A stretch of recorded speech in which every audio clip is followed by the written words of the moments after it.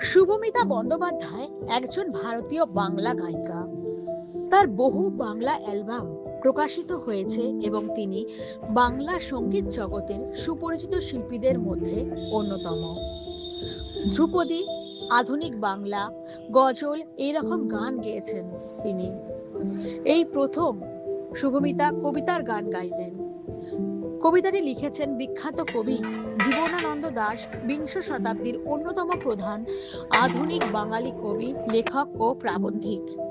এই গানের সুর করেছেন শাহিন সর্দার।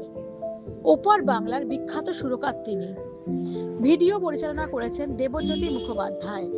তাকে চিত্রগ্রহণে সঙ্গ দিয়েছেন তনয় রায়।